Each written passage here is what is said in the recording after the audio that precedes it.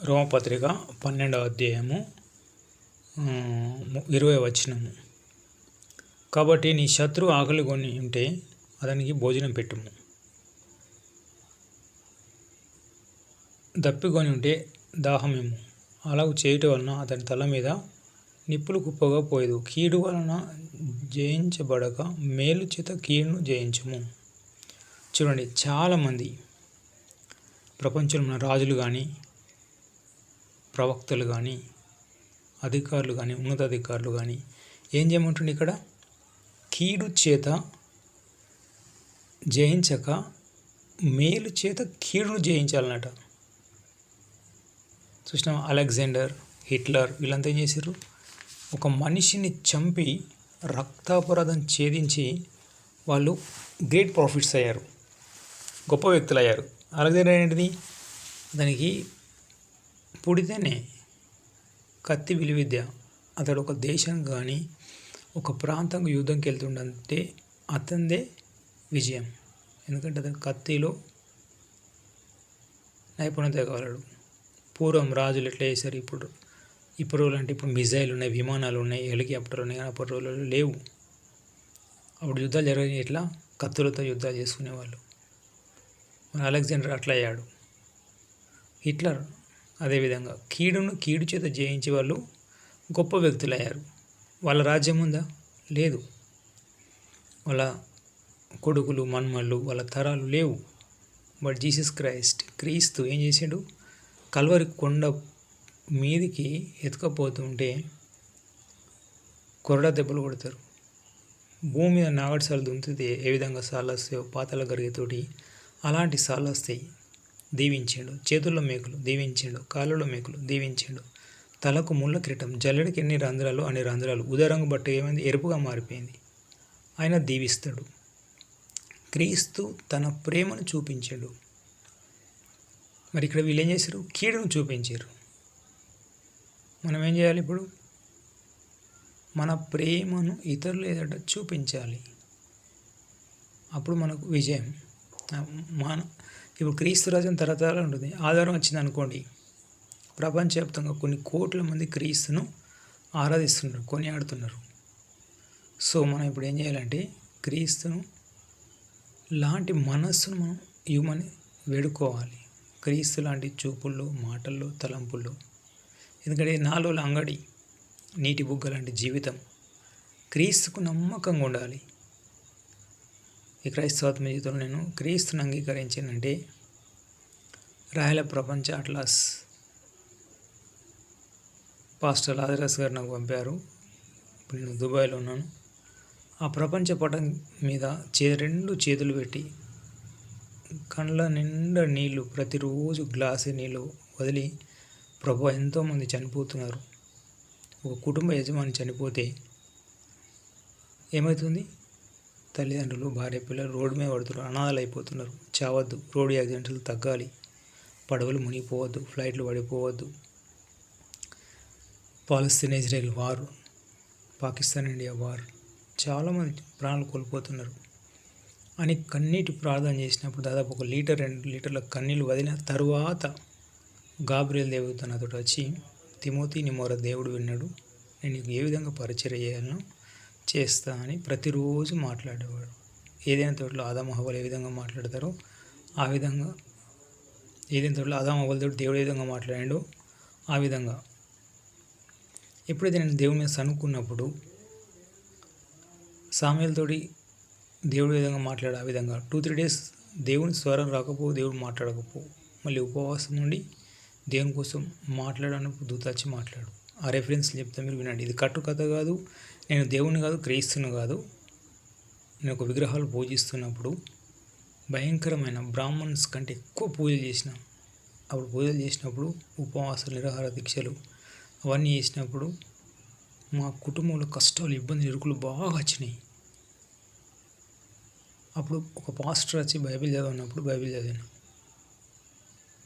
అప్పుడు అలెగ్జాండర్ లాంటి కోపం ఉండి 4 సువార్తలు, మత్తయి సువార్త, మార్కు సువార్త, లూకా సువార్త, యోహాను సువార్త 400 సార్లు చదివిన తర్వాత కన్నీటి విడిచిన తర్వాత నాతోటి దేవుడు వచ్చి, మా గాబ్రియల్ దేవుడు వచ్చి మాట్లాడిన రిఫరెన్స్లు చెప్తే వినండి. ఫస్ట్ రెఫరెన్స్ యాకోబు 1:5. మీలో ఎవరికైనా బుద్ధి జ్ఞానం కొదవని దేవుణ్ణి అడగాలి. ఎక్కువ రిఫరెన్స్ మాట్లాడిన దేవుడు అంటే కొలస్సీ 2:3. బుద్ధి జ్ఞానం సర్వసంపద అనే గుప్తంలో ఉన్నవి. నాకు ఆఫీస్లో స్ట్రెస్ బాగుంటుంటుండే. 1500 మంది ఎంప్లాయీస్ ఇన్ఛార్జ్, వాళ్ళ ఎంట్రీస్ చూసుకోవాలి, సిక్ లీవ్స్, వీసా, మెడికల్స్, వాళ్ళు ఎప్పుడు ఇండియా వెళ్తున్నారు, ఎప్పుడు రిటర్న్ వస్తున్నారు, ఎంట్రీ చేసుకోవాలి, ఏ ఫోర్మ్ కింద ఉన్నాడు. ఆ కాస్టర్ సాఫ్ట్వేర్ ఉపయోగం ఉంటుంది. యూకే, ఆస్ట్రేలియా, అమెరికాలో వాడే కన్స్ట్రక్షన్ ఫీల్డ్లో వాడే సాఫ్ట్వేర్ అది. ఆ సాఫ్ట్వేర్ ఉపయోగిస్తున్నప్పుడు కళ్ళకు చీకట్లు వస్తుంటుండే. నెల చివర్ల ఆ అకౌంట్స్ అన్నీ చూసుకోవాలి. కార్డులు ఉంటుంది పంచింగ్, 15 రేటు 16 రోజులు అటు ఆ కార్డు చూసుకోవాలి, ఇటు పంచింగ్ కార్డు చూసుకోవాలి. రెండు చూసుకోవాలంటే కళ్ళు దొడ్డాయి, కళ్ళ పూట నీళ్ళు కారుతుంటుండే. డే అండ్ నైట్ నెలలో 3 రోజుల ముందు 27, 28, 29, 30 ఈ 3 days అయితే 4-5 days అయితే హెవీ వర్క్ లోడ్, స్ట్రెస్ బాగుంటుండే. అయినా కానీ ప్రార్థన చేసి ఆ దేవుడిచ్చిన ఆజ్ఞలు గలత పత్రిక ఆత్మబలం ఉంచుకోవాలి. రేపటి కోసం బ్యాంక్ బ్యాలెన్స్ ఉంచుకోవద్దు. మోషే లాంటి సాత్వికం ఉండాలి, క్రీస్తు లాంటి ప్రేమ గుణం ఉండాలి, దయగుణం వంటి యోబు లాంటి యథార్థత ఉండాలి. అవన్నీ ప్రతిరోజు మాట్లాడే దేవదూత. ఎందుకంటే ఈ లోకంలో ఉన్న వాటిని ప్రేమించద్దు, ధనం కూర్చుకోవద్దు, బీదలకు బాగా దానం చేయాలి, ఇతరుల క్షేమం కోసం ప్రార్థన చేయాలి. దీవిస్తే దీవెనలు, శపిస్తే శాపాలు అని. ఎందుకంటే క్రీస్తు ఏం చేశాడు? అందరిని దీవించాడు. కాబట్టి ఇప్పుడు దాని సంతానం విస్తరించిపోయింది. రాజు అయ్యాడు, యూదులకు రాజు అయ్యాడు. అదే మరి ఇతర బయలు ప్రవక్తలు శపించిర్రు, వాళ్ళ రాజ్యం అంతరించిపోతుంది, క్రీస్తు రాజ్యం విస్తరించిపోతుంది. క్రీస్తు భూలోకం అంతా తన రక్తాన్ని పరిచాడు. క్రైస్తవులు లేని దేశం లేదు. ఎందుకంటే క్రీస్తు ప్రేమమయుడు, అతడు ప్రేమ చేత కీడును జయించి రాజు అయ్యాడు. వీళ్ళు బయలు వాళ్ళు కీడు చేత కీడును జయించి వాళ్ళ రాజ్యాలు పతనమైపోతున్నాయి. సో ఈ క్రైస్తవ జీవితంలో మనం ముందుకు వెళ్ళాలంటే ఇతరులను దీవించాలి. మోకాల్లోని first clean your sins through the blood of Jesus Christ, afterwards whatever you needs. మన ఫస్ట్ మాట, చూపు, తలముతో చేసిన పాపాలన్నీ కడుక్కోవాలి. మీరు ఉదయకాలం ముఖం కడుక్కున్నారనుకోండి, సాయంకాలం అయిన తర్వాత మీరు సబ్బుతో ముఖం కడుక్కుంటే ఆ నురుగ పైన నల్లగా వస్తుంది. అది ఎలా ఉంటుంది అంటే, మనం బయటికి వెళ్తే బయట ప్రపంచంలో కూరల మార్కెట్కి కానీ హోటల్కి కానీ మనం ఎటన్నా పోని అక్కడ మాటల్లో, చూపుల్లో, తలంపుల్లో పడిపోతాం. అది ఎట్లా క్లీన్ చేసుకోవాలి? యేసయ్య రక్తంలో క్లీన్ చేసుకోవాలి. సో మనం సబ్బు పెట్టుకున్నప్పుడు నురుగు ఏ విధంగా వస్తుందో ఆ విధంగా మనం క్లీన్ చేసుకోవాలి యేసయ్య రక్తం. తర్వాత మన కళ్ళ ముందు ఏది పెడితే వాళ్ళని దీవించాలి. రాజుల కొరకు, అధికారుల కొరకు యోబు ఏం చేసిన? ఇతరులను దీవిస్తే దీవెనలు. Okay, God bless you, have a nice day. మీరు ఇతరులను దీవించండి, ప్రేమ కలిగి ఉండండి. క్రీస్తు ఏం చేశాడు?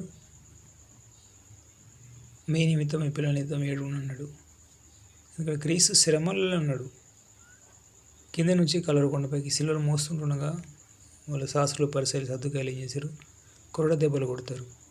యేసయ్య దీవిస్తుండు, వాళ్ళు కఠినత్వం చూపుతారు. వాళ్ళు కఠినత్వం చూపుతారు, యేసయ్య ప్రేమను చూపిస్తాడు.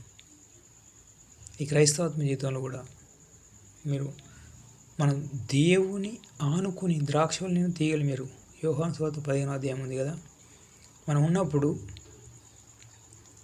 క్రీస్తు లాంటి శ్రమలు వస్తాయి. అయినా దీవించాలి కానీ శపించద్దు. మోషే చేసిన శపించి కానాను వెళ్ళలేకపోయాడు. వాళ్ళు మనల్ని ఎంతన్నా హింసించని, మీరు చేసే ఆఫీస్ వర్కే కావచ్చు, మీరు ప్రొఫెషన్ కావచ్చు, మీది జాబే కావచ్చు, మీది ఏ కూలి పనే కావచ్చు, దానిలో ఏం చేసిన సహోద్యోగులు అతన్ని వేసుకుపోయి బోన్లో పెట్టినప్పుడు యెరూషలేము క్షేమం కోసం ప్రార్థన చేసి ఇతరులను దీవించాడు కానీ శపించలేదు. శద్రక మోషే నెబుకద్నెజరు తీసుకుపోయి అగ్నిగుండంలో పెట్టినప్పుడు ఏం చేశాడు? వాళ్ళు ప్రార్థించారు కానీ శపించలేదు. మనం దానిలాంటి శ్రమలు, శద్రక లాంటి శ్రమలు వస్తాయి, వచ్చినా కానీ దీవించాలి, శపించకూడదు. క్రీస్తు చేసాడు, దీవించాడు. దీవిస్తే దీవెనలు. క్రీస్తు రాజ్యం ఉంది ప్రపంచవ్యాప్తంగా.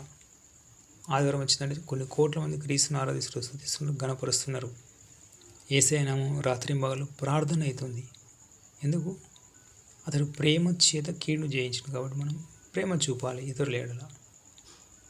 ఓకే, మరి మీరు కూడా ఉద్యోగంకి వెళ్ళేటప్పుడు మీరు చేసే కూలి పని కావచ్చు, మీరు ప్రొఫెషన్ కావచ్చు, ఏదే కానీ ఇంట్లో నుంచి కిరాణా షాప్కి వెళ్ళినా కానీ ఈవెన్ ఒక 10 నిమిషాలు 20 నిమిషాలు ఒక 2 అవర్స్ 3 అవర్స్ ప్రార్థన చేసుకొని వెళ్ళండి. ఆ రోజంతా మీకు ఎంత ప్రశాంతంగా ఉంటుంది. ఆ పరిశుద్ధత మీద నింపబడి ఉంటారు.